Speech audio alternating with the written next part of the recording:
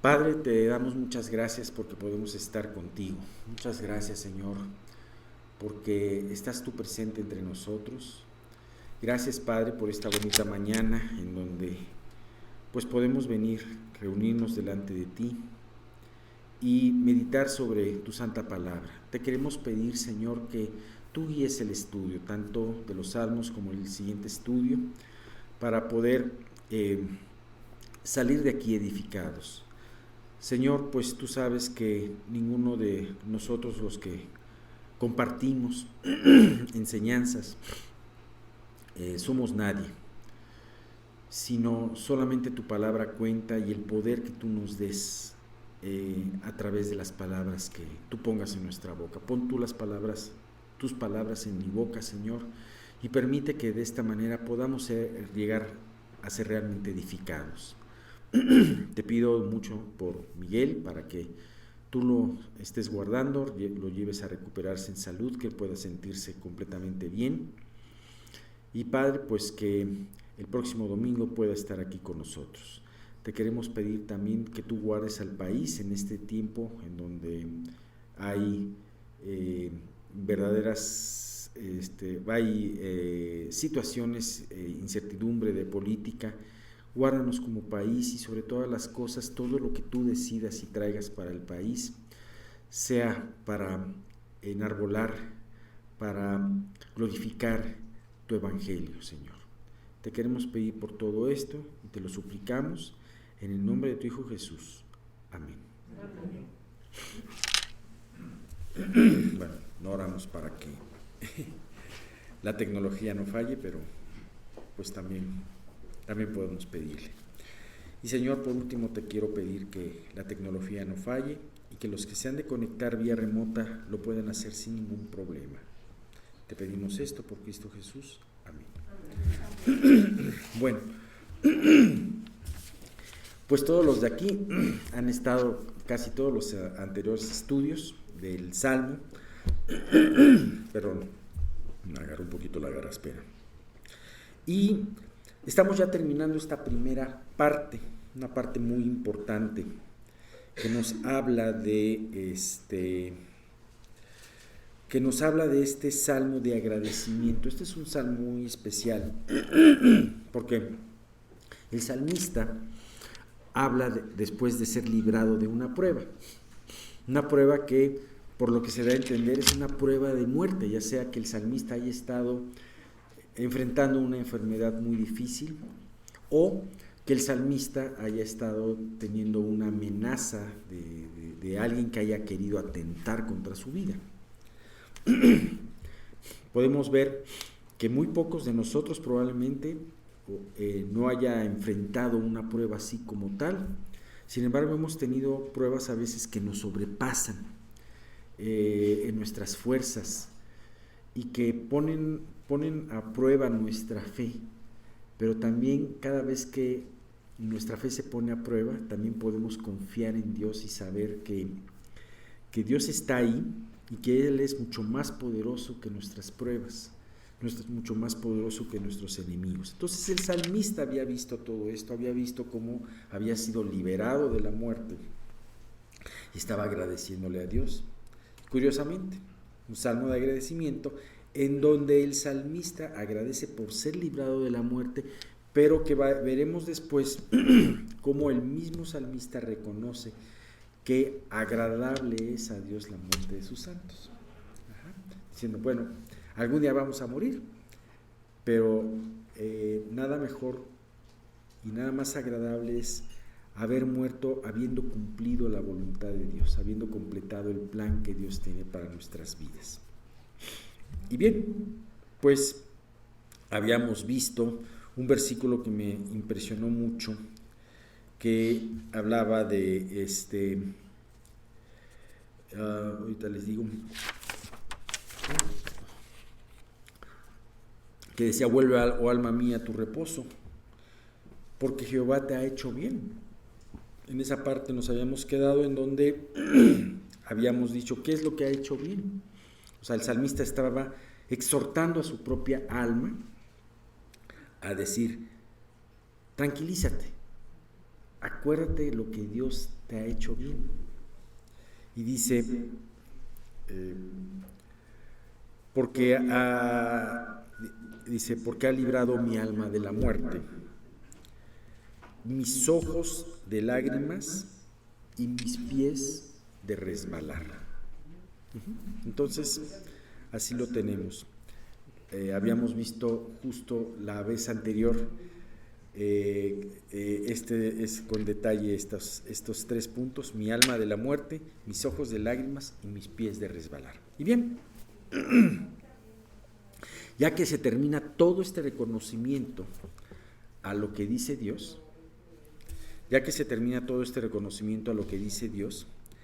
entonces habla de algo muy, muy importante.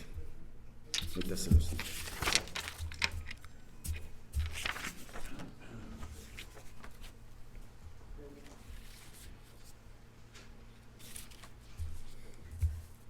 Bien, él proclama una determinación muy importante en el versículo 9, en donde dice: andaré delante de Jehová en la tierra de los vivientes. Y ante tal liberación, él determina algo en su vida. Vamos a ver más adelante en el Salmo que él habla de cumplir sus votos delante de varios testigos. Sin embargo, aquí él emite un voto muy importante, en donde dice prácticamente: Dios, yo te debo mi vida, porque has librado mi vida de la muerte. Y si te debo mi vida, ya no voy a vivir mi vida el resto de tiempo que me queda aquí en la tierra, ya no lo voy a vivir para mí mismo, sino la voy a vivir para ti, voy a andar delante de tu presencia. ¿Qué significa esto? Significa varias cosas a su vez. Uno es estar consciente de la presencia de Dios en tu vida. No solamente los domingos, no solamente los miércoles, no solamente cuando tú leas la Biblia, sino en todos los días y en todo el tiempo. Eso es algo maravilloso. Y eso es algo que solamente te lo va a dar el estar buscando a Dios. En la vida tenemos muchos distractores. Salimos de aquí y nos distraemos en un sinfín de cosas. Sin embargo, qué importante es siempre ser intencionales, inclusive, en la manera de buscar a Dios. Siempre tenerlo presente. Sabemos que Dios se hace presente en nuestras vidas, y cuando nos olvidamos de Él, de repente Él nos llama la atención. Sin embargo, es muy importante. Ahora, el estar consciente de su presencia te va a llevar a estar caminando en el camino que Él le agrada. Desde luego, si te sabes que el ojo de Dios está sobre ti, desde luego vas a quererte portar bien delante de Él, no vas a querer andar en sus caminos. Sin embargo, esta relación no solamente debe ser porque Dios te vigile, ¿no? A muchas personas se portan bien solamente cuando se sienten vigiladas, pero cuando no se sienten vigiladas, pues viva la vida y hacen lo que quieren, ¿no? Pero no este es el caso. O sea, sabemos que Dios nos ve constantemente, siempre, pero también el hecho de andar en sus caminos debe de ser por una relación de amor que tú tienes para con Él. Es maravilloso estar conscientes en todo tiempo de la presencia de Dios, que te mueves delante de Él. Y esa admiración y ese amor debe de impulsarte a decir: Dios, si yo estoy en tu presencia, si yo estoy en presencia del Dios Santísimo, del Dios Todopoderoso, pues entonces me voy a conducir delante de tu presencia como debo de ser. Y eso es algo que es muy importante, ¿no? Y además, ¿qué pasa cuando tú estás consciente de esa presencia de Dios en tu vida y cuando tú pasas ese tiempo, reflejas su luz? Acuérdate que nosotros somos llamados a ser luminares en este mundo. Así nos lo dijo Jesús, que seamos luminares. Pero este luminar es algo curioso, porque no somos luminares que tengamos luz propia, sino somos luminares que debemos de tener luz reflejada.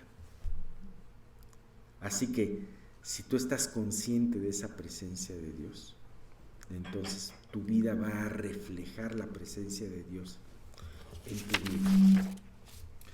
Este hombre, Charles Dickens, era un hombre muy incrédulo en cuanto a muchas cosas y criticaba mucho la religión. ¿Alguien de ustedes leyó la novela de Oliver Twist? A lo mejor de chicos o algo así. Bueno, yo hace no mucho leímos esa novela. Y bueno, no hace mucho, hace como 10, 15 años más o menos. Pero me llama mucho la atención porque él critica muchísimo a los religiosos, a la religión instituida. O sea, ¿quién eran los hombres más crueles del orfanato? Pues los religiosos. Ajá. La religión instituida era lo más, lo terrible. Sin embargo, este hombre conoció a otros cristianos que sí vivían con todo su corazón. Conoció a este hombre, ¿cómo se llamaba? Se me olvidó. Era un creyente que tenía orfanatos. George Mueller, gracias.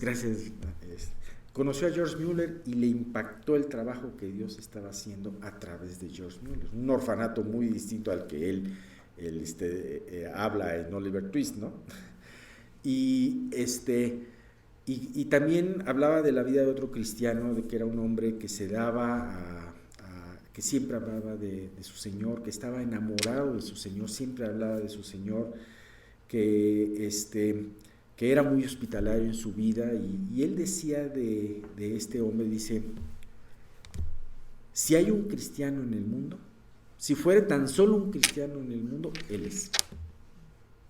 Entonces, vemos hombres que tomaron ese reto de mostrar esa luz reflejada en sus vidas, ¿no?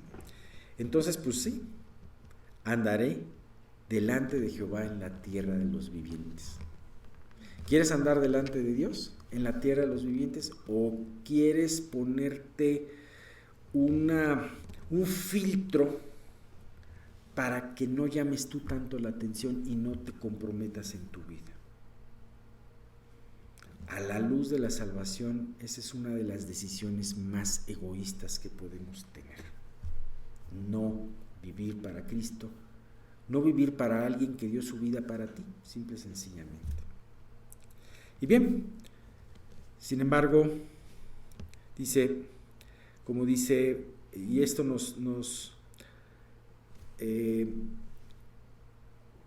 esto nos lleva a tener varias preguntas. ¿Qué le podremos decir a Dios, que también nos ha dado una salvación tan grande? ¿Estaremos dispuestos a andar el tiempo que nos resta en la tierra delante de su presencia? ¿Quieres vivir delante de su presencia? ¿O quieres solamente acordarte de Dios en los tiempos en donde digas auxilio, ¿no? Acuérdate de la vida de los israelitas. Clamaban, Dios los sacaba adelante, pero luego volvían a su mismo lugar. ¿Cuidaremos de su obra que se desarrolla en nosotros? ¿Platicaremos con los demás acerca de esa obra que Dios hace con nosotros? Habrá muchas veces en donde no podamos platicar, no tengamos la oportunidad, pero el anhelo el anhelo lo debemos de tener. ¿Seguiremos ignorando, pasando por alto que sus ojos están puestos en nosotros? ¿O viviremos también como los demás, sin importarnos su presencia? El hombre vive sin importar su presencia. Fíjate lo que se dice.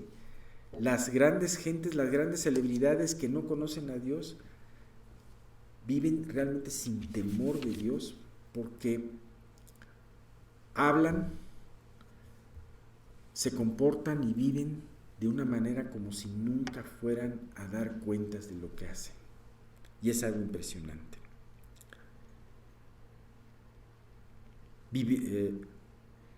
Dios pasa por alto los tiempos de ignorancia.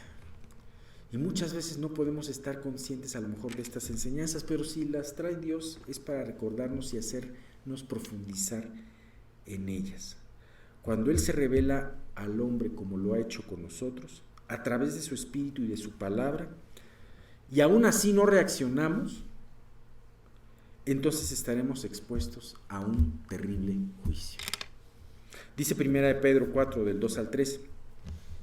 Fíjate todos los versículos que dicen acerca de esto. Dice: para no vivir el tiempo que resta en la carne, conforme a las concupiscencias de los hombres, sino conforme a la voluntad de Dios.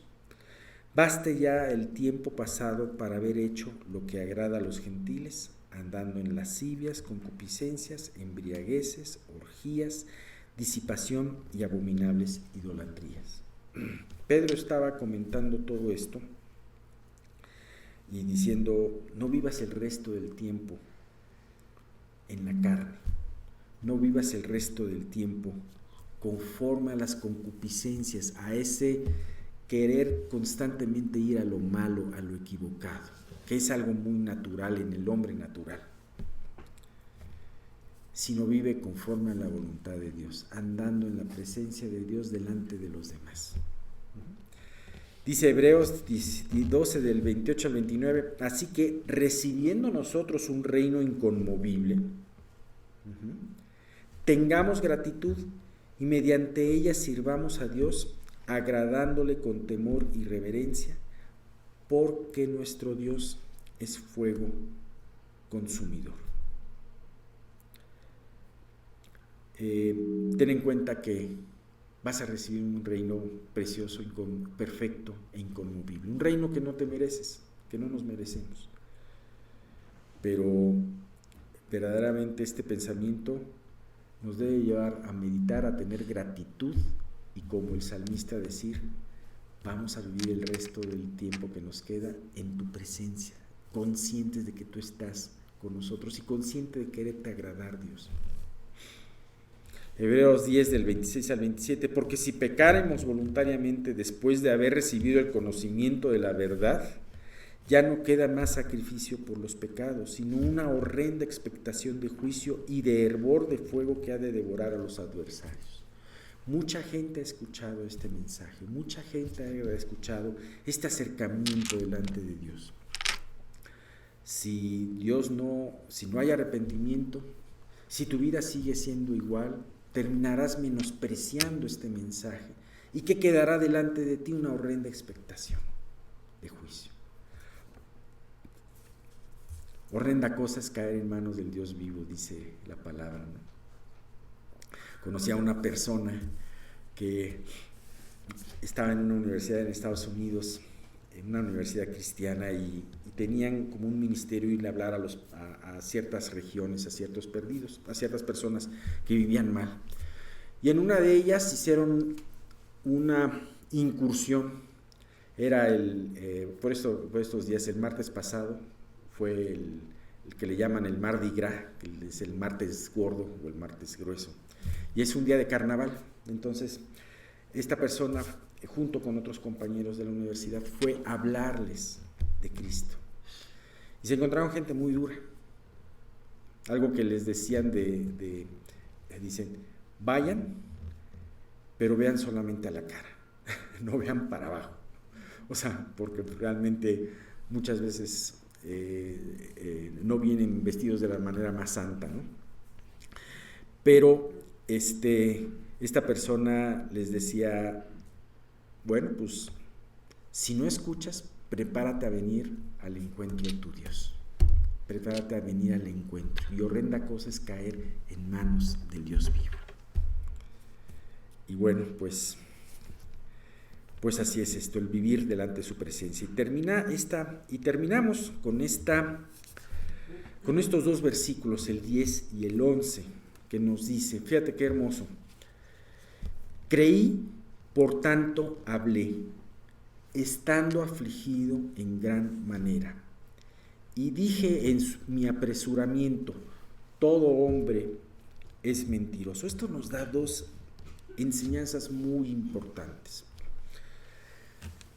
¿Qué prueba puede haber mayor en tu vida cuando aún puedes perder las expectativas de vivir? ¿Habrá una prueba más grande?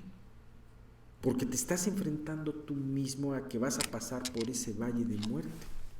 Sabemos que cuando Dios cumple su propósito en ti o sea, llega un momento en que dices, ok, Dios, pues Dios te va a dar la paz para esto. Sin embargo, hay veces en que sabes que la obra no está concluida y probablemente el salmista, como lo decíamos, haya tenido esta situación a la mitad de sus días, a la mitad de su vida. Entonces, no hay una prueba mayor que la que estar a las puertas de la muerte. Ezequías, el rey de Ezequías, que tuvo muchas pruebas, él estaba desesperado y llorando cuando Isaías le dijo, arregla tu casa porque vas a morir, no vas a salir de esta. ¿Y qué fue lo que le suplicó? Le suplicó a Dios, Dios, dame más tiempo. Entonces, en una prueba vamos a afligirnos, porque no somos de hierro, somos de carne y hueso. Sin embargo, podemos tomar dos decisiones: lamentarnos, hacernos las víctimas, enojarnos contra Dios y decir, ¿sabes qué? Dios ya me olvidó y yo me voy a olvidar de Dios. O hacer lo que dijo el salmista, creí, por tanto hablé, estando afligido en gran manera. El salmista estaba afligido en gran manera. Sin embargo, a pesar de la aflicción, él no dejó la oración a un lado. Él no dejó su fe a un lado, sino al contrario. En esta ocasión de sufrimiento, él aprovechó la oportunidad de poner sus ojos en Dios. A pesar de que sus dolores, sus miedos, su misma aflicción le pudo haber dicho muchas cosas contrarias, a pesar de que otras personas le hubieran podido decir, como la esposa de Job le dijo a Job, maldice, ¿aún conservas contigo tu integridad? Maldice a Dios y muérete. Aún en esa situación, Dios, él decidió no dejar a un lado la oración, sino decir, creí. O sea, mi fe no se tambaleó. Creí, por tanto hablé. La oración, el hablar con Dios, es una muestra de que nuestra fe va creciendo. Y hablarle a Dios en los momentos más oscuros es una característica del hombre que quiere crecer en su fe. Del hombre que dice, no importa lo que está pasando y no importa que no estoy entendiendo lo que está pasando. Yo quiero seguir aferrado a Dios. Como decía el mismo Job, aunque Él me matare, en Él esperaré. Qué triste debe de ser para Dios cada vez que alguien escoge en la aflicción apartarse en vez de invocarle. ¿Cuántas cosas de valor eterno que Dios quería hacer en esa prueba? Puede ver Dios que nos perdemos cuando tomamos una decisión equivocada, una decisión de apartarnos de Él, una decisión de confiar en otra cosa que no sea Dios. ¿Qué voces decidimos escuchar en ese tiempo, en esos momentos? Y esto nos lo da un ejemplo muy hermoso que aparece en el Evangelio de Marcos capítulo 5, versículo 36. El papá, Jairo, cuando estaba su hija muriendo, una pequeñita de 12 años, algo sin duda alguna muy doloroso para cualquier papá o mamá. Su pequeña estaba muriendo, en la flor de su vida.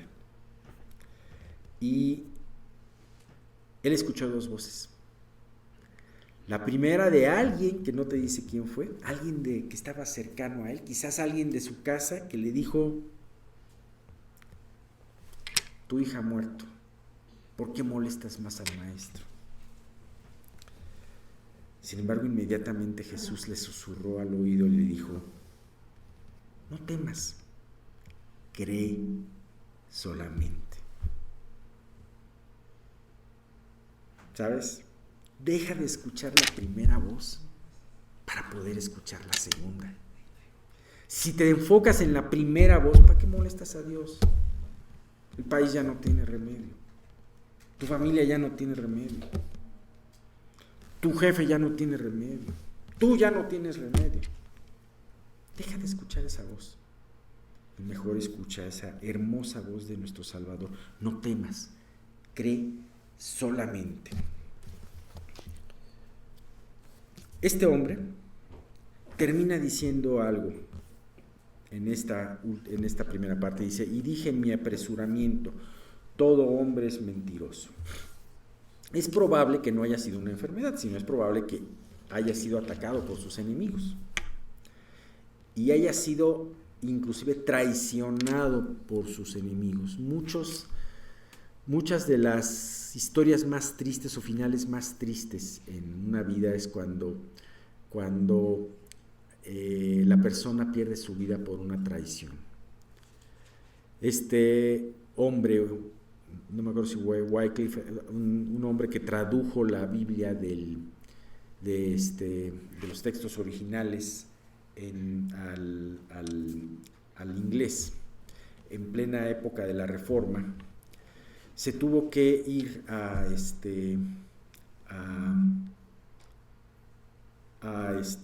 Holanda para seguir con su trabajo.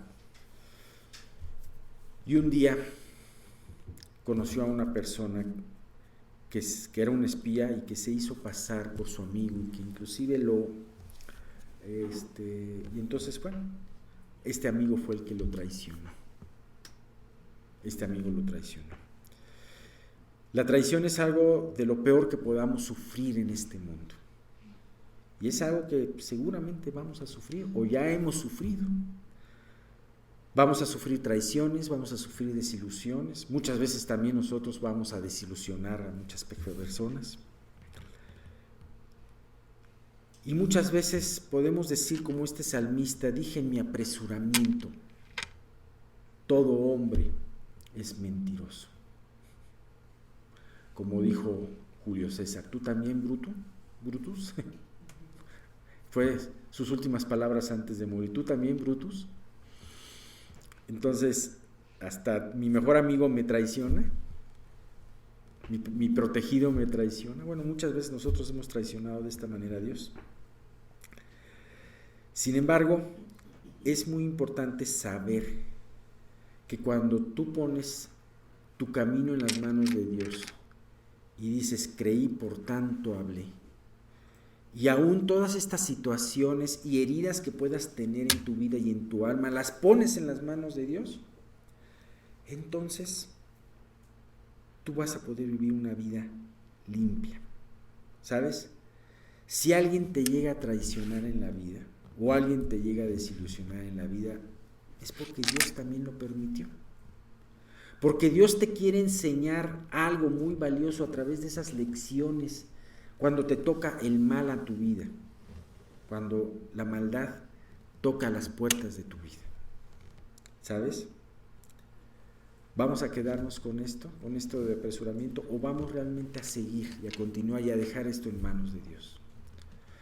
Nuestra vida puede ser la vida más miserable del mundo cuando nosotros nos llenamos de estas amarguras. Sin embargo, hay que reconocer que todo esto podemos decirlo con apresuramiento, pero no quedarnos con esto en nuestro corazón. Si confiamos en Dios, vamos a confiar también de que Él permite estas cosas. Y si confiamos que Él permite estas cosas, Él nos va a capacitar para poder perdonar estas cosas. Así que esto nos enseña que es importantísimo que en toda situación voltemos a ver a nuestro Señor. Sin duda alguna, esto no solamente nos llevará a perdonar a las personas que nos hagan esto, sino también a recobrar nuestra confianza de lo que sucede a nuestro alrededor, porque también hay otro mal. No solamente estás diciendo, no solamente es el mal de no perdonar, sino también el mal de ya tener miedo y estar ciscado, ¿no? Como o hacerle caso, a veces preferimos hacerle caso a dichos como no es que la mula sea arisca, sino que le hicieron así a palos, ¿no? No, espérate, Dios puede llevarte a perdonar, pero también a recobrar la confianza de que Él tiene todo bajo control. Y de esta manera, digo, estoy de acuerdo que el prudente ve el daño y se aparta, ¿no? Yo estoy consciente que Dios nos llama a ser prudentes, ¿no? Pero también nos lleva a caminar con confianza. Y bien, pues, ya que esta confianza, el centro de esta confianza no será el hombre, sino Dios. Bien, pues vamos a quedarnos en esta primera parte y seguimos ahorita con otra cosa. Bien, pues, a lo largo de la Biblia pasamos por muchos libros. Y hay libros que pasamos y nos gusta mucho leer, los libros históricos especialmente, los evangelios, los hechos de los apóstoles. Hay libros de las cartas, por ejemplo, hay cartas que luego podemos tener problemas con entender, cartas de los apóstoles. Y hay libros del Antiguo Testamento que a veces quisiéramos pasar muy rápido, ¿no? Que son difíciles de entender, ¿no? Y muchas veces especialmente quisiéramos pasar rápido el Antiguo Testamento en ciertas cosas para poder llegar al Nuevo Testamento si es que leemos de corrido así la palabra. Sin embargo, cada libro tiene su razón de ser y es muy importante. Y aquí me ha llamado la atención desde hace tiempo un libro que pertenece a los profetas menores. Ustedes sabrán que hay profetas mayores y hay profetas menores. Los profetas mayores son los que escribieron más, los que tienen los libros más grandes, y son 3 nada más, que son Isaías, Jeremías y Ezequiel, ¿no? Junto con el libro de Lamentaciones, que se considera como de los profetas mayores, ¿no? Son las Lamentaciones de Jeremías. Y tenemos al final de la Biblia, me parece que son 7 profetas, que son los profetas menores, que vienen desde Daniel hasta Malaquías. Y es curioso, pero la Biblia nunca va. En el Antiguo Testamento podemos ver que el orden en el que están los libros no es un orden cronológico. Tan es así que Job está, por ejemplo, casi a la mitad de la Biblia, del Antiguo Testamento, y fue escrito Job, o la historia que aparece ahí, fue en el tiempo del Génesis, en el tiempo de los patriarcas. Y de la misma manera los profetas menores no van en tiempo, ¿no? No van en tiempo, se saltan, se bajan, de repente son muy antiguos, de repente son muy nuevos, pero sin embargo los 3 últimos profetas menores sí van en tiempo, ¿no? Y de hecho a los 3 últimos profetas menores, que son Ageo, Zacarías y Malaquías, se le conoce como los profetas post-cautiverio. Y aquí vamos a ver el libro de Malaquías. Vamos a estarlo viendo, no lo vamos a poder ver hoy. No sé si hoy vayamos a ver solamente la introducción, no quiero tampoco atiborrarlos de cosas, pero creo que es un libro muy interesante. Me imagino, ¿alguien de ustedes no ha leído Malaquías? No les dé pena decirlo, reconocerlo. Tú no lo has leído, Malaquías. Y me imagino que todos ustedes lo han leído y a lo mejor dicen, bueno, pues ya Malaquías ya es un libro que quiero ya pasar rápido porque ya quiero entrarle a Mateo, ¿no? Y entonces, cuando nos encontremos a Malaquías en el cielo, vamos a tenerle que explicar eso, ¿no? Bien, pues, Malaquías además es un libro muy hermoso. Es un libro que hace mucho tiempo un amigo me dijo, medita este libro, chécalo, porque es un libro muy importante. Es un libro, podría decir una especie de libro bisagra. Es un libro que termina que concluye el Antiguo Testamento. Sabemos que hay varios libros apócrifos que los incluyen otras versiones de la Biblia que son escritos que se hicieron después de este libro de Malaquías, pero en general prácticamente todos los cristianos reconocen solamente 39 libros del Antiguo Testamento. Ajá. Y bueno, pues este es un libro, como les decía, es un libro extraordinario. Ajá. Y como todos sabemos, ese Antiguo Testamento se conocía, en la época de Jesús, es lo que conocemos como la ley de Moisés, los profetas y los salmos. Ajá. De hecho, así se conocía en el tiempo de Jesús. Voy a citar 3 versículos que nos habla, o a veces se hablaba del Antiguo Testamento en los tiempos de Jesús como la ley y los profetas. No lo conocían como Antiguo Testamento como nosotros lo conocíamos, sino se conocía la ley y los profetas, o la ley, los salmos y los profetas. Jesús decía en Lucas 16:16, la ley y los profetas, o sea, el Antiguo Testamento, eran hasta Juan. Desde entonces el reino de Dios es anunciado y todos se esfuerzan a entrar por él. Luego, en Lucas 24:27, ¿se acuerdan cuando Jesús está platicando con aquellos discípulos, ya resucitado él, en el camino de Emaús? Y entonces dice, y comenzando desde Moisés y siguiendo por todos los profetas, les declaraba en todas las escrituras lo que él decía. Claro, no les leyó, en ese caminito no les leyó Jesús toda la Biblia, sino hacía referencias muy importantes que desde Moisés aparecían a la persona de Cristo hasta Malaquías. Lucas 24:44, ya resucitado Jesús y reuniéndose con sus discípulos les dijo, estas son las palabras que les hablé estando aún con vosotros, que era necesario que se cumpliese todo lo que está escrito de mí en la ley de Moisés, en los profetas y en los salmos. Así que el Antiguo Testamento se conocía como la ley, los profetas y los salmos, ¿no? Que de hecho es la estructura que hoy en día conocemos del Antiguo Testamento que conocemos nosotros, ¿no? Bien, primeramente, bueno, quizás aquí solamente él no lo ha leído, pero por ejemplo, muchos de nosotros quizás hayamos pasado este libro, no le hayamos dado mayor importancia o no lo hayamos entendido la importancia que haya tenido.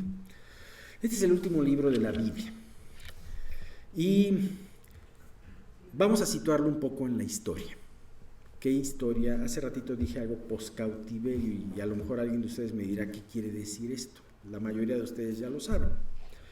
Pero hubo un evento muy importante en la historia de todo Israel, en donde los judíos entraron en cautiverio al país de Babilonia.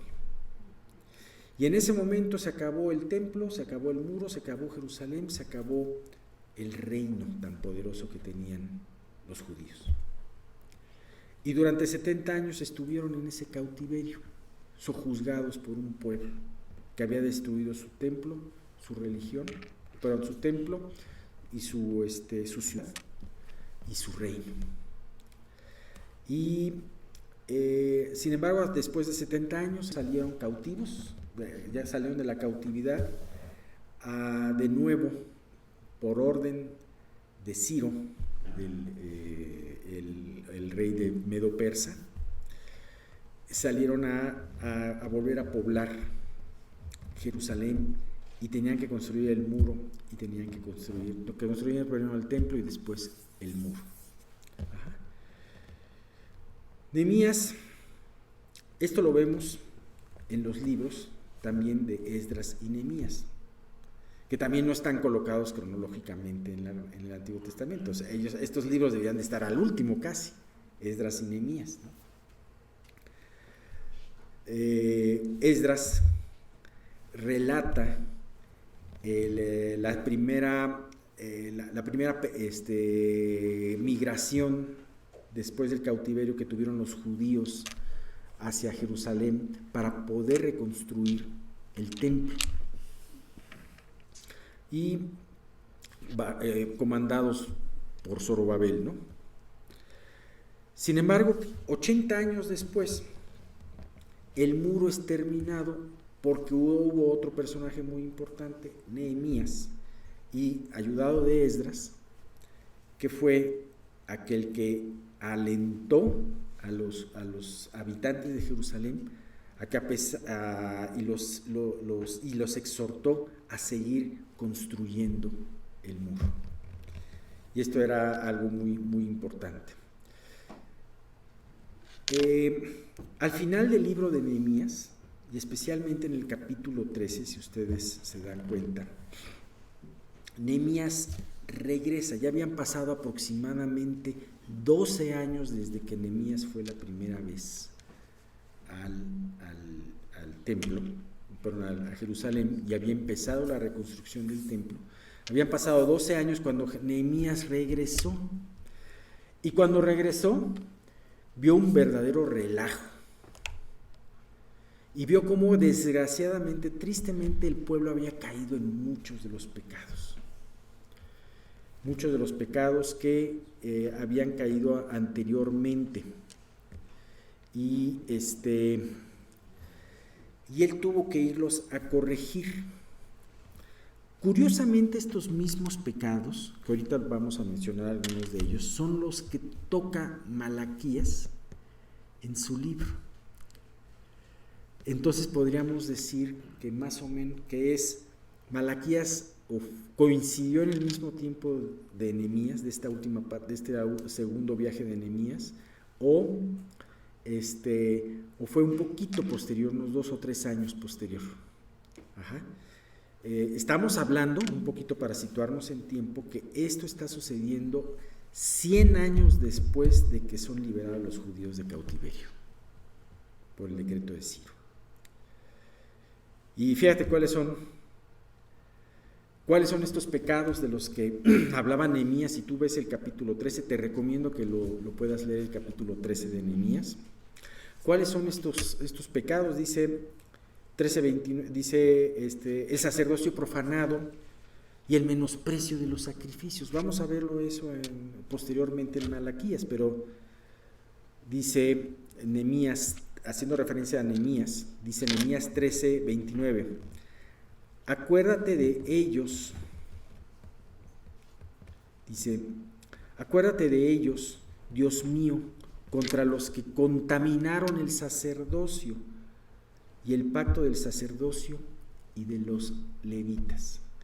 Vamos a ver en el libro de Malaquías cómo Dios reprende a los sacerdotes por tomar a la ligera su sacerdocio, cómo Dios reprende al pueblo por dar malos sacrificios y por abandonar la casa de Dios, y cómo cómo hace todo esto. Vamos a ver cómo lo reprende, y también cómo recuerda el pacto de Dios para con Leví. Esa es una parte muy hermosa de este libro. También otro pecado, ellos tenían el divorcio y el matrimonio mixto. Muchos de ellos se habían divorciado de la mujer de su juventud y se habían casado con mujeres paganas. Así como también el robo a Dios, a través de no darle a Dios la parte que tenían que darle.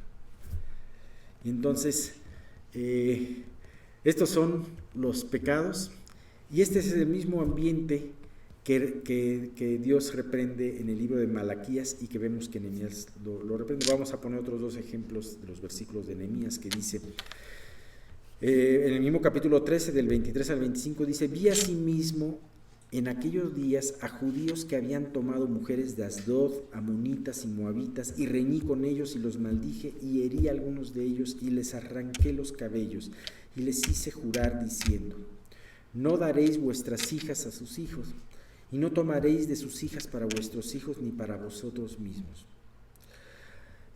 Hubo hubo una purga en ese momento y una situación que nos parece muy fuerte. Ese fue el tiempo en que se deshicieron familias. ¿Por qué? Porque muchos de los judíos, incluyendo sacerdotes, habían tomado esposas de otros pueblos. Y entonces, si querían continuar una buena relación con Dios, tenían que romper sus familias. Podría ser, y ante esto podrías decir, híjole, qué crueles. Pero te voy a decir algo, si tú lees con más detenimiento, te das cuenta que cada uno de los casos fue analizado y solamente tuvieron que romper esa relación matrimonial aquellos cuyas esposas no querían dejar los dioses paganos, aquellas esposas que querían que el Dios de Israel fuera también su Dios, no tenían ningún problema en continuar, no iban a ser sacadas de la congregación. Lo que hace que que ellos estuviesen en la congregación de Dios, no era la sangre, no era la sangre, ¿no? La genética, pues, sino era su actitud para con el Dios verdadero. O sea, porque no solamente los hijos, o sea, no son los hijos de Abraham, aquellos que son los descendientes por la carne, sino los que creemos en la promesa que Dios le hizo a Abraham. Esos somos contados como judíos, como pueblo de Dios.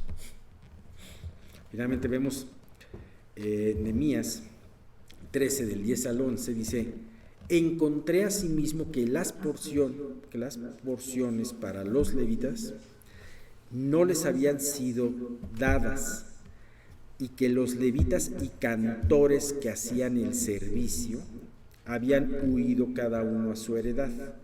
Entonces reprendí a los oficiales y dije: ¿por qué está la casa de Dios abandonada? Y los reuní y los puse en sus puestos. Se habían puesto en orden todos los puestos y los levitas y los sacerdotes de eso vivían, tenían que dedicarle ese tiempo al servicio de Dios. ¿Y qué era lo que tenía que hacer el pueblo? Tenía que cumplir la ley de Dios dando el diezmo. Ajá. Pero ¿cuál fue el problema? Que ellos abandonaron, no le dieron importancia a tener el cuidado de estos levitas.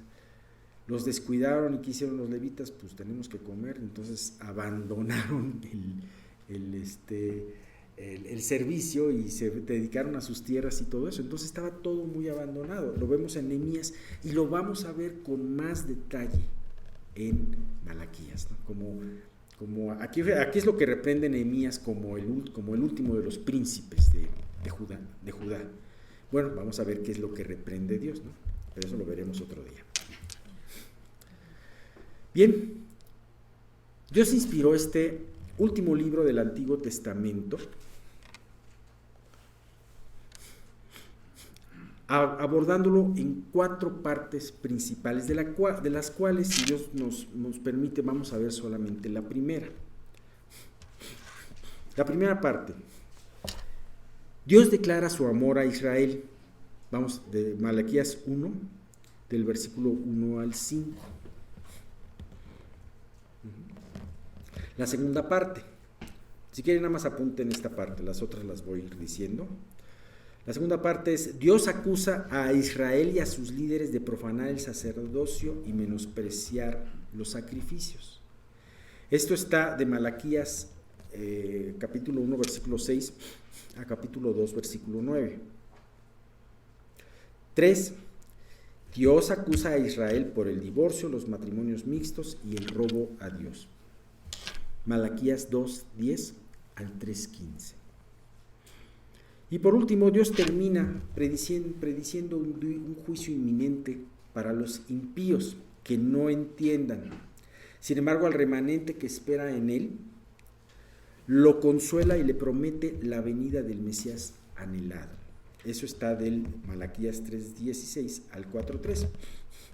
Y finalmente termina Dios con 3 últimos versículos. Fíjate, a mí me impresiona cómo Dios sella el Antiguo Testamento, Moisés, los profetas y los salmos, lo sella con estos 3 versículos, que ya los veremos en su momento. Dios preparando esos 400 años de silencio que iban a ocurrir desde el libro de Malaquías hasta la venida de Jesús. Primeramente les dice que todo lo que tenían para sobrevivir espiritualmente era la ley de Moisés, así que tenían que acordarse de la ley de Moisés. Segundo, una promesa en donde vendría el profeta Elías. Qué curioso. Se habla en estos 3 últimos versículos como cierre del Antiguo Testamento, de 2 personajes principales en el Antiguo Testamento, Moisés y Elías. Vamos a ver que estos personajes seguirán siendo muy importantes, inclusive hasta lo último de los tiempos, pues los 2 testigos que estarán profetizando en los tiempos del Apocalipsis van a ser a la manera de Moisés y a la manera de Elías. Moisés representa la ley, una parte muy importante del Antiguo Testamento, y Elías representa a los profetas. Y todo esto para preparar el camino al Mesías. Qué hermoso, qué hermoso. Dios sabía que venían estos 400 años de silencio y sella el Antiguo Testamento poniendo este recordatorio, pero a su vez esta promesa. Ahora, las promesas no son para todos. Vamos a ver en este libro muchas reprensiones. Sin embargo, solamente las promesas, vamos a ver promesas también, pero solamente las promesas son para aquel remanente fiel. Es importante recalcar, antes de empezar la primera parte, que aunque este libro nos va a enseñar mucho, y hemos estado viendo mucho acerca de la historia, podemos entender cuándo fue escrito este libro, a quiénes fue dirigido, cuál era el estado espiritual de Israel en ese momento, en donde seguían con su pecado, estaban desalentados, etcétera, etcétera. Pero de nada nos va a servir tener tal conocimiento si no lo comparamos con nuestra realidad del día de hoy, con la realidad de la iglesia y con la realidad de nuestras propias vidas. Como dice Romanos 15:4, porque las cosas que se escribieron antes para nuestra enseñanza se escribieron a fin de que por la paciencia y la consolación de las Escrituras tengamos esperanza.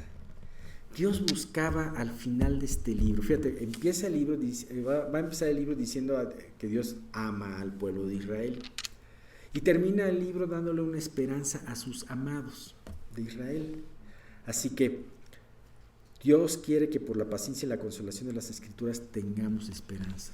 Dios quería dejarle una esperanza viva durante 400 años a su pueblo. ¿Qué nos encontramos ahora?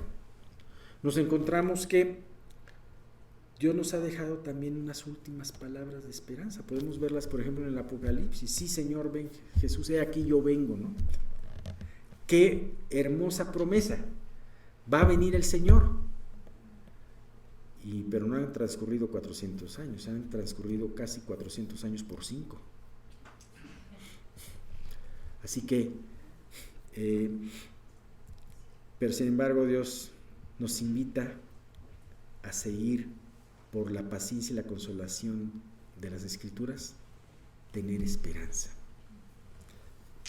Bien, dicho todo esto, vamos a comenzar. Denos todavía unos minutitos. Vamos a comenzar con la primera parte que va de los versículos 1 al 5. Así que si quieren poner sus Biblias en Malaquías, dice: profecía de la palabra de Jehová contra Israel, por medio de Malaquías. Yo os he amado, dice Jehová, y dijisteis, ¿en qué nos amaste? ¿No era Esaú hermano de Jacob? Dice Jehová, y amé a Jacob, y a Esaú aborrecí, y convertí sus montes en desolación, y abandoné su heredad para los chacales del desierto.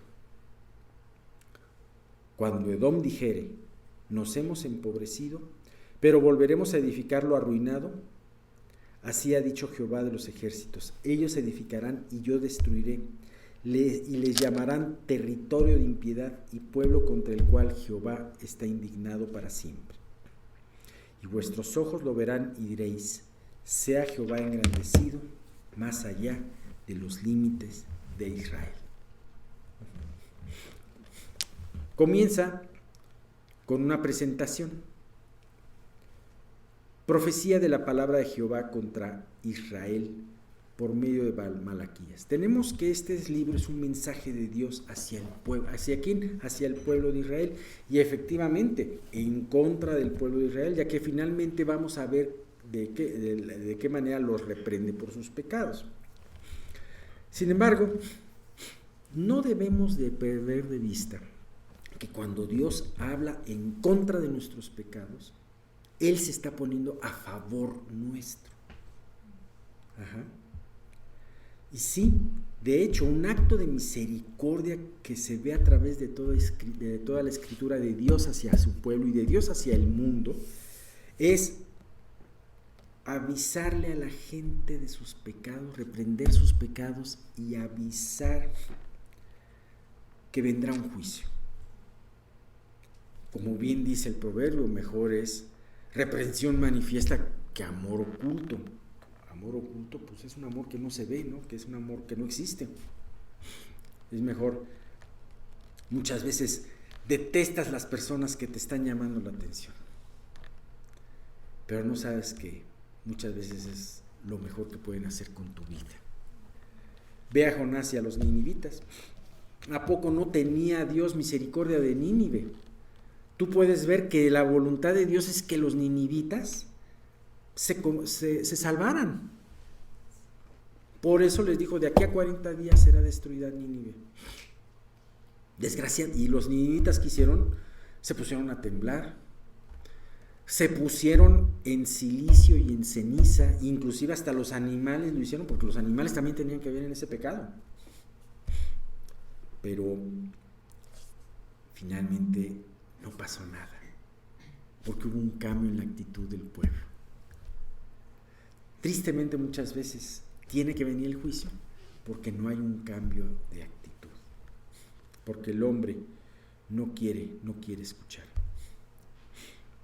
Ahora, empezaremos a ver del siguiente versículo en adelante en cuanto cómo se va a dar el desarrollo de este libro.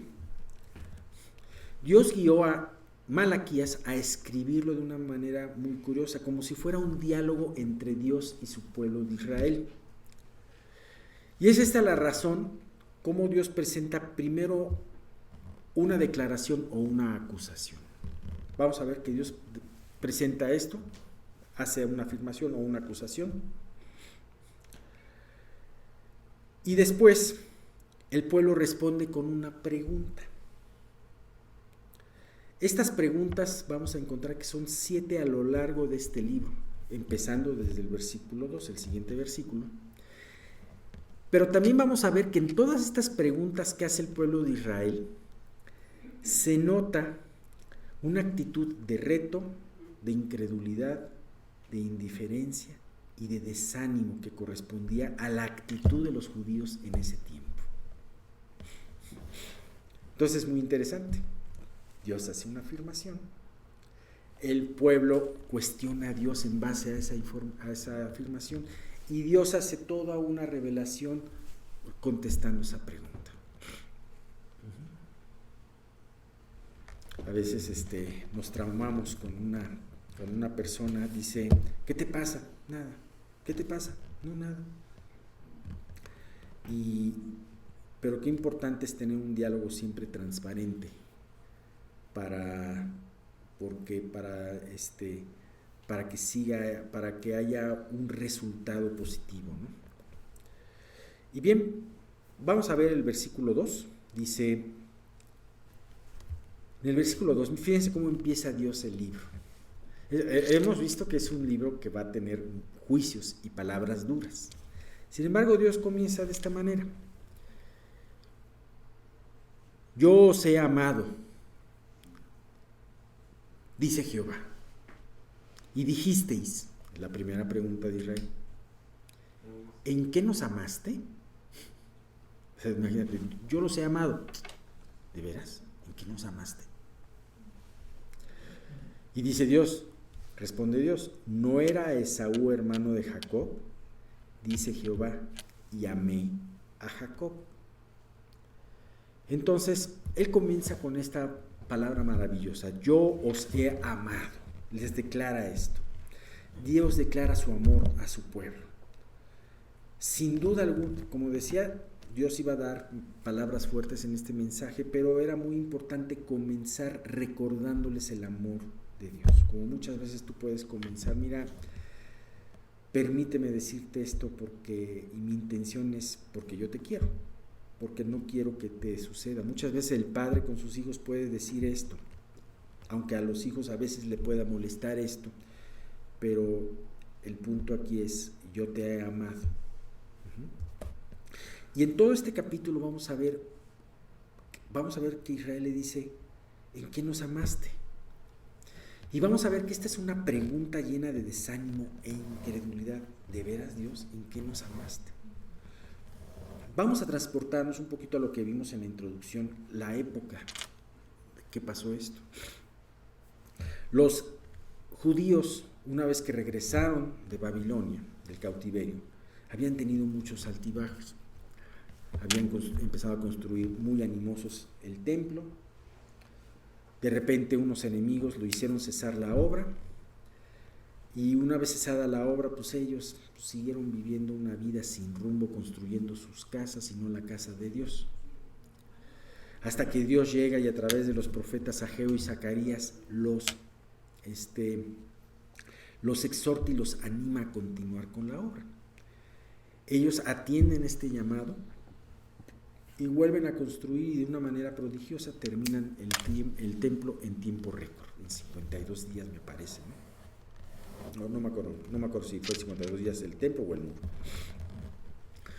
Pero vemos casi 80 años después, cuando Nehemías estaba sirviendo en la corte del rey de Persia, que él escucha de personas que venían de Jerusalén que la ciudad estaba en ruinas.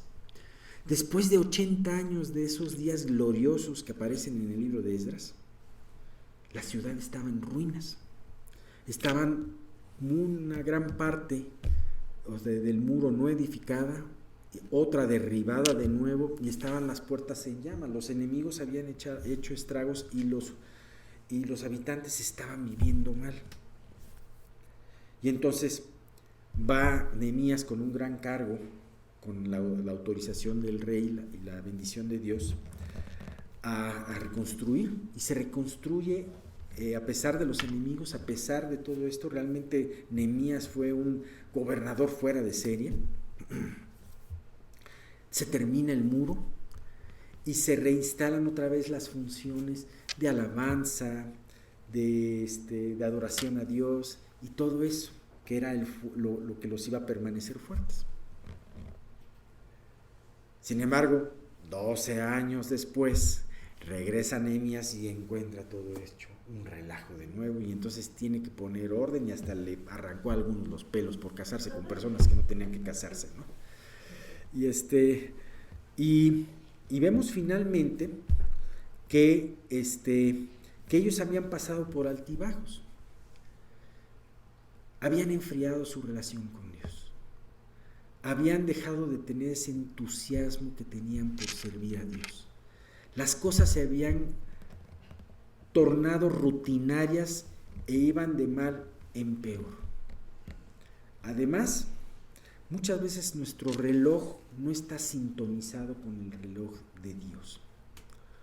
Muchas veces Dios dice, voy a traer esto, y tienen que pasar generaciones hasta que lo traigan. Dios profetizó situaciones del Mesías y de liberación a través de Ageo y de Zacarías. Sin embargo, después de casi 100 años no estaban cumplidas, y entonces el pueblo estaba desanimado. Ahora en nuestros tiempos Dios, por eso era la pregunta, ¿en qué nos amaste? ¿Qué no nos has abandonado, Dios? ¿Qué no nos has abandonado? ¿No nos has entregado en manos del enemigo? No has cumplido tampoco tus promesas. Tú dijiste que el Mesías iba a venir, ¿por qué no está aquí? Ayudándonos, liberándonos. Sin duda alguna Dios sabía que tenían ese desánimo y Dios también quería animarlos. Así que Dios no se molesta con esta pregunta, ¿en qué nos amaste? A veces nosotros podemos ver como iglesia que ya llevamos más de casi 2000 años después de todas estas promesas de la segunda venida de Jesús. ¿Y qué vamos a hacer en nuestra actitud con respecto a esto? A veces podemos tender a olvidar y a no tener como algo importante el día del Señor. Y déjame decirte, el día del Señor puede venir el día de mañana.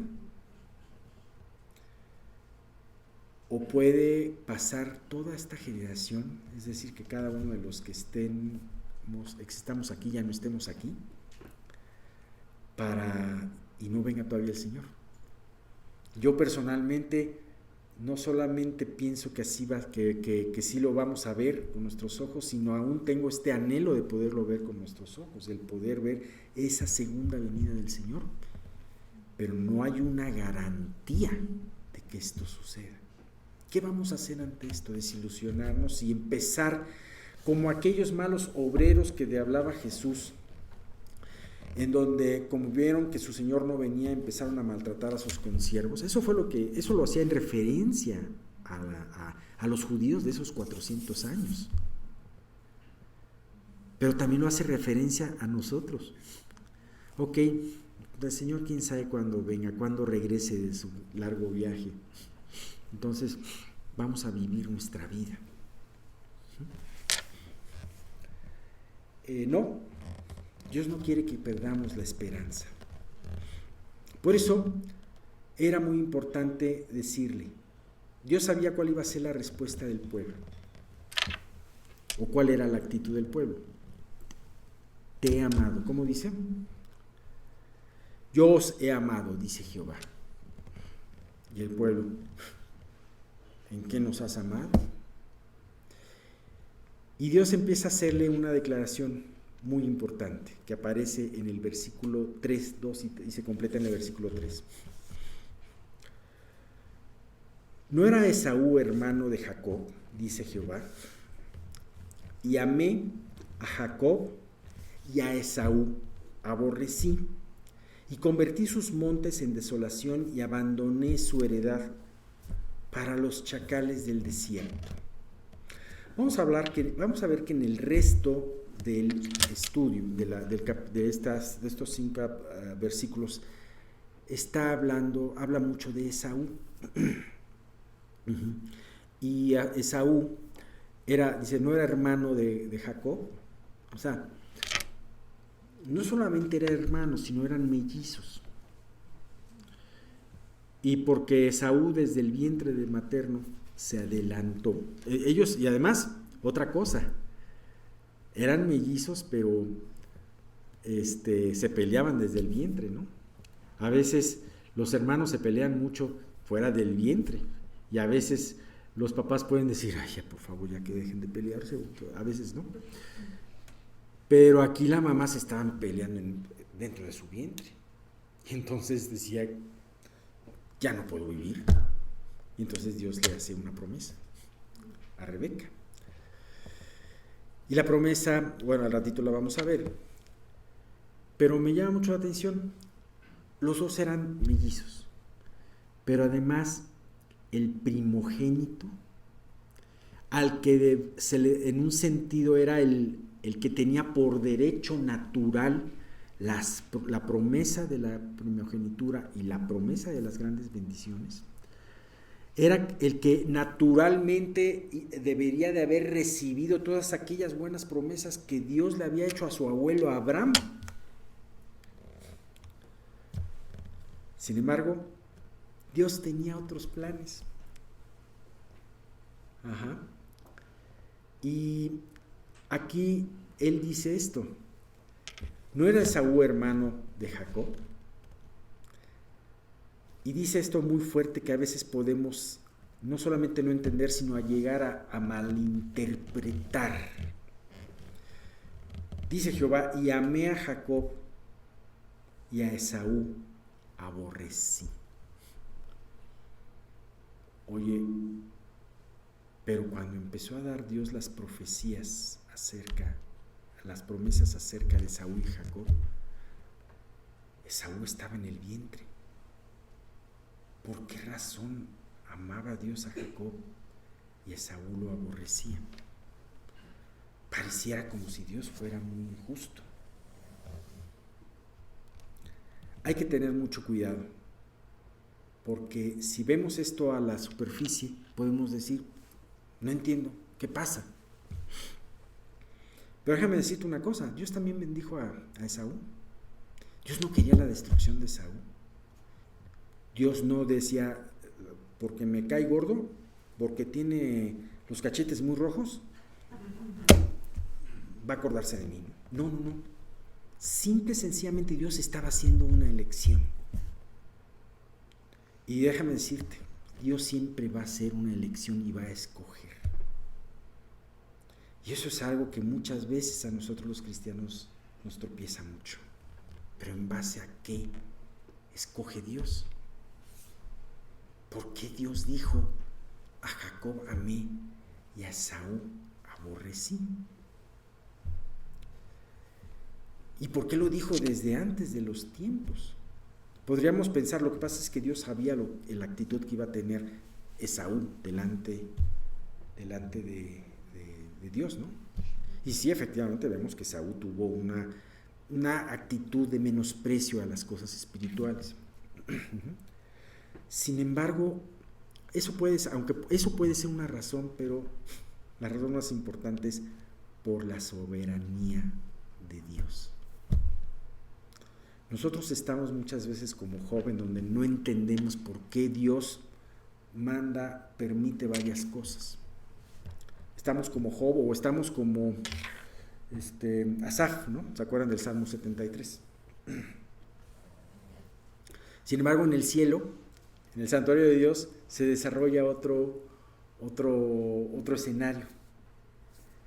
Si Job hubiera conocido el escenario del cielo, hubiera estado más tranquilo. Sin embargo, la prueba no hubiera sido tan hermosa y tan importante en la vida de Job. Nosotros no conocemos muchas respuestas y muy probablemente no las conozcamos en esta vida. Y una de ellas es la soberanía en la elección de Dios.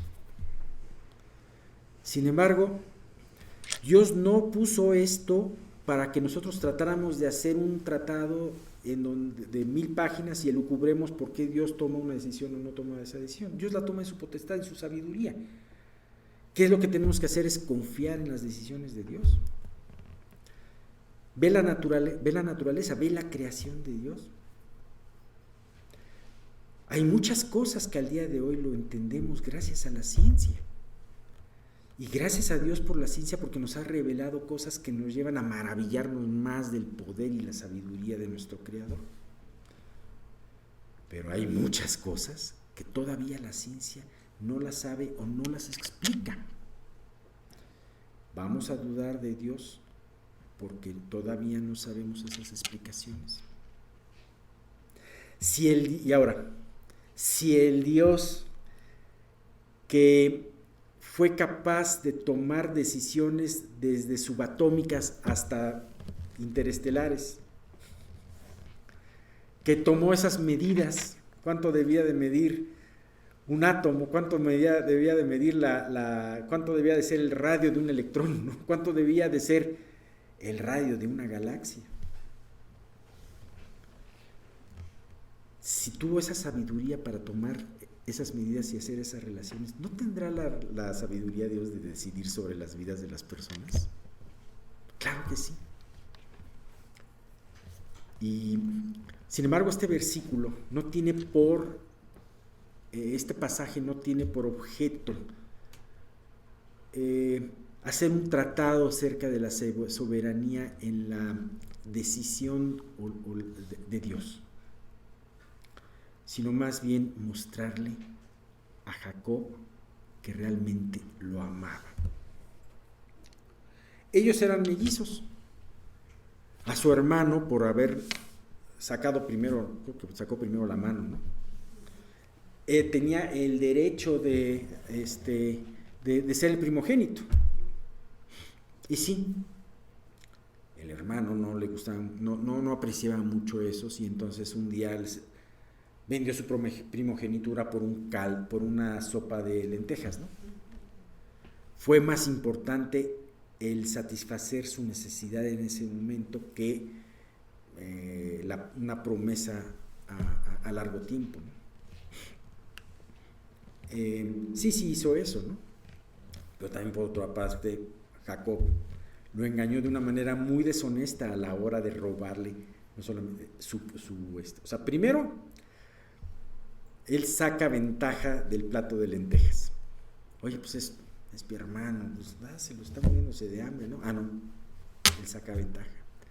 Y en segundo lugar, él, coludido con su mamá, engaña a su papá para robarle la bendición. Entonces sí, Esaú por una parte,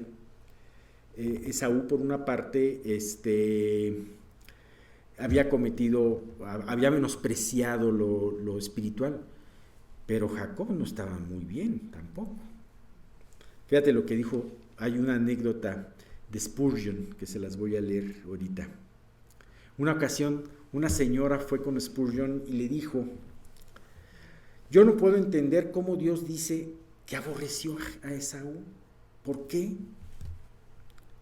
Y entonces Spurgeon le respondió, le dijo: ese no es mi problema, señora. Mi problema es entender cómo pudo perdonar a Jacob y amar a Jacob, ¿no? Eso es. Entonces, sin embargo, aunque los dos eran mellizos, eran hijos de un mismo padre y madre,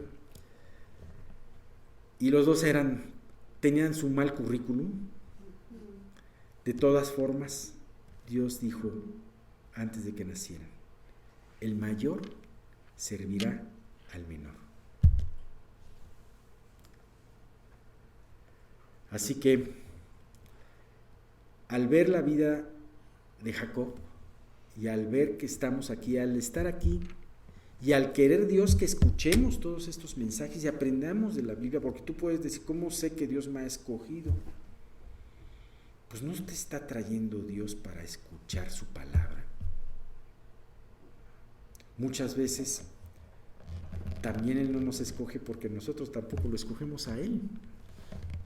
Oye, pues es que Dios, ¿para qué escucho si no sé si soy de los escogidos? Pues estás tú escogiendo por Él.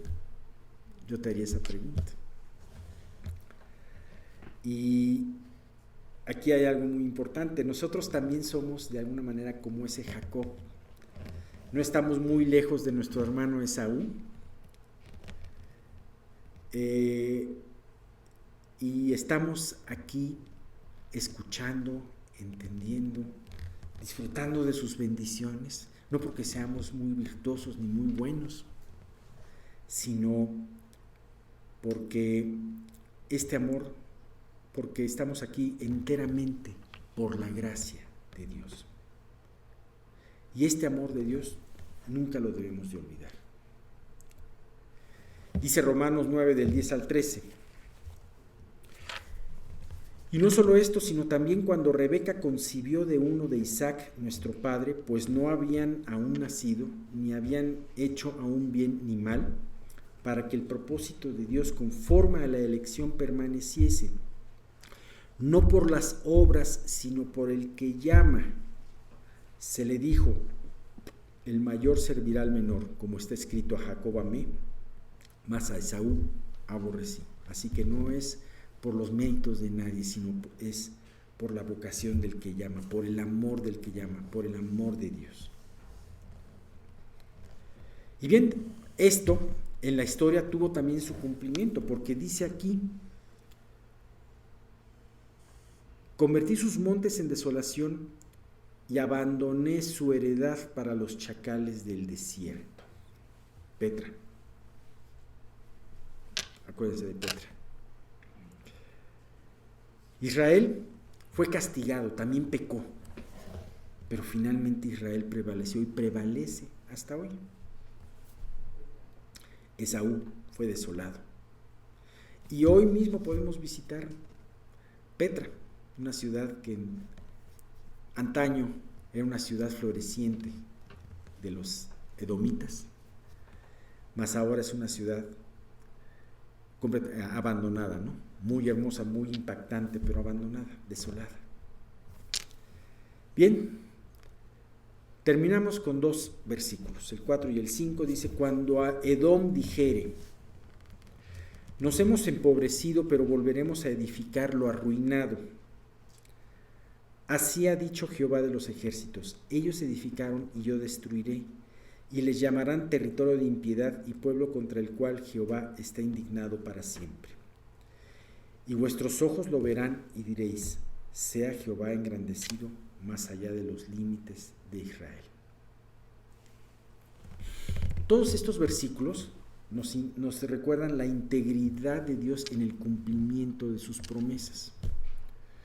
Cuando alguien hace una promesa, ya sea de castigo o de premio, y no la cumple, deja de ser íntegro.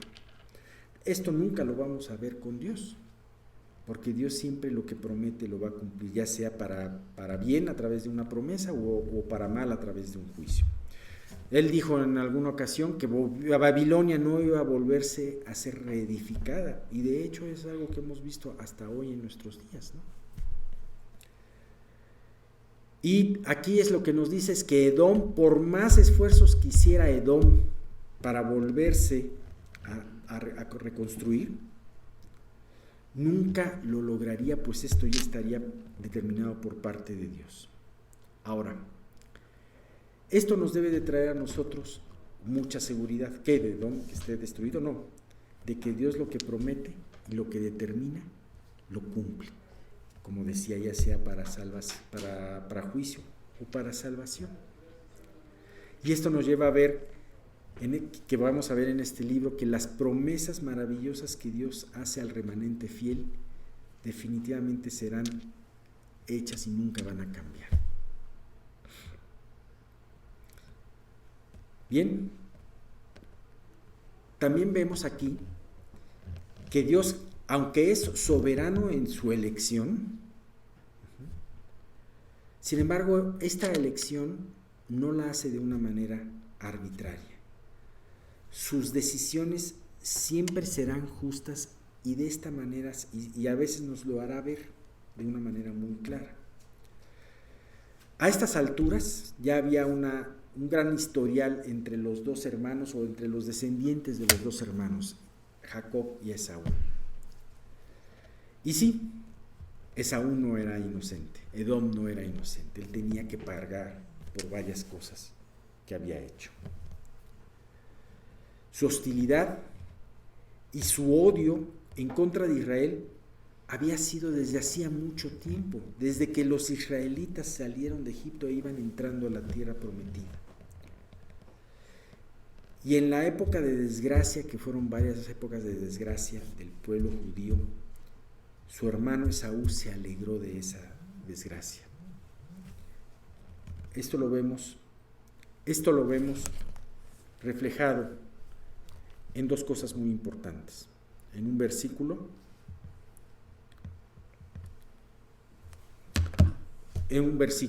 que dice, Números 20, del 20 al 21, pero él respondió,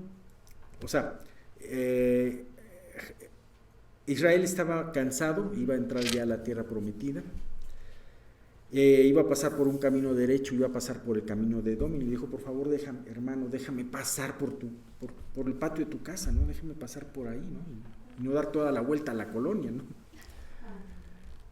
¿Y qué pasó? Esaú le dijo, pero él le respondió, Esaú le respondió, no pasarás.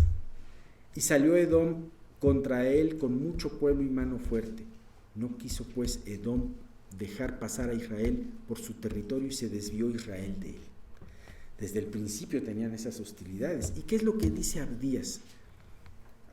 Abdías es un libro que nos habla mucho, es otro profeta menor y nos habla mucho de Edom, dicen de los capítulos, de los versículos 10 al 12. Por la injuria a tu hermano Jacob te cubrirá vergüenza y serás cortado para siempre. El día que estando tú delante llevaban extraños cautivos su ejército y extraños entraban por sus puertas y echaban suertes sobre Jerusalén. Tú también eras como uno de ellos, pues no debiste tú haber estado mirando en el día de tu hermano, en el día de su infortunio. No debiste haberte alegrado de los hijos de Judá en el día en que se perdieron, ni debiste haberte jactado en el día de la angustia. Bendito los que te bendijeren, malditos los que te maldijeren. Y Esaú maldijo a Israel. Y por eso vienen estas palabras fuertes. Volveremos a edificar lo arruinado, y ellos edificarán y yo destruiré. Así que Dios mostrando su fidelidad y mostrando su amor y su defensa hacia Israel. Ellos decían, ¿en qué nos has amado? En que te he elegido, precisamente. Y si te he elegido, todo lo que está sucediendo en tu vida es porque yo lo he permitido y es un plan para bendecirte. Bien, esta primera parte, mejor dicho, primera sección, termina con una alabanza de Israel hacia su Dios. Israel sabía el plan de las naciones y que este plan de las naciones se encontraba completamente en las manos de su Dios y que el actuar de ellas le daría testimonio y gloria delante de todas ellas. Finalmente, este actuar y estos juicios a los enemigos de Israel llevarían a Israel a clamar lo que dice Malaquías 1:5, y vuestros ojos lo verán y diréis, sea Jehová engrandecido más allá de los límites de Israel. Y de hecho, esa es la voluntad de Dios, que Dios sea glorificado y reconocido más allá de los límites de su pueblo, más allá en ese caso, en la antigüedad de los límites de Israel. Pero ahora en nuestros días Dios tiene que ser un testimonio, no solamente para la iglesia, no solamente para reuniones en donde podamos contar las maravillas de Dios, sino también delante de los que nos rodean. Bien, nosotros no somos israelitas, pero pertenecemos al pueblo de Dios, rescatado por nuestro Señor Jesucristo. Tenemos hoy en día toda la profecía completa y delante de nuestros ojos. Así que Dios se glorificará en el mundo y nosotros, una vez que se glorifique, seremos ese pequeño remanente fiel que espera en sus promesas. Dios promete gloria si tú lo esperas, pero ¿estás dispuesto a esperarle? Aun si Él no regresa pronto, ¿seguiremos esperándole y viviendo fieles cada día? ¿Estás seguro de su amor aunque estés en una prueba dura y aparentemente tus oraciones no estén siendo respondidas? A veces el tiempo de espera puede cansar, pero sabes que para eso están las palabras de Dios y la esperanza de Dios. Dios dijo, he aquí ahora vengo. Y no te garantiza que ciertamente tú verás su venida con tus propios ojos. Sin embargo, Él quiere que tú vivas esperando esa venida. Porque si no la ves desde la tierra, la vas a ver desde el cielo. Eso sí es seguro. Pero la vas a ver. Así que No te olvides que este mensaje fue escrito para ti. Y como dice, y terminamos con esto, 1 Corintios 10:11, y estas cosas les acontecieron como ejemplo y están escritas para amonestarnos a nosotros, a quienes han alcanzado los fines de los siglos. Bien, pues terminamos aquí esta primera parte. Cuando haya oportunidad, seguiremos con este libro. Padre Santo, te damos muchísimas gracias porque podemos venir delante de tu presencia y saber que no solamente este libro, sino toda tu palabra está escrita para enseñarnos, para corregirnos, para instruirnos y para crecer en ese hombre y esa mujer de justicia que tú quieres hacer en nosotros. Te damos muchas gracias. Te damos muchas gracias porque traes este libro de Malaquías, y este libro fue ese último mensaje antes de tu gran silencio de 400 años, pero fue lo que ellos necesitaban para esperarte con fidelidad todo ese tiempo hasta la llegada de nuestro Señor Jesús. Gracias, Padre, porque tú has dejado en la palabra, así como a ellos, has dejado una palabra y aún más completa para nosotros que nos han alcanzado los últimos tiempos, para seguirte esperando, para meditar en tu segunda venida y para que tú, cuando vengas, porque vendrás de sorpresa, no, si es que es tu voluntad venir en nuestro tiempo, tú vengas y no nos tomes descuidados y nos avergoncemos y nos ocultemos de ti, sino que salgamos a recibirte gozosos de que esta promesa se está cumpliendo delante de nuestros ojos. Señor, te queremos pedir que tú sigas bendiciendo este domingo, que podamos estar meditando en todas estas enseñanzas.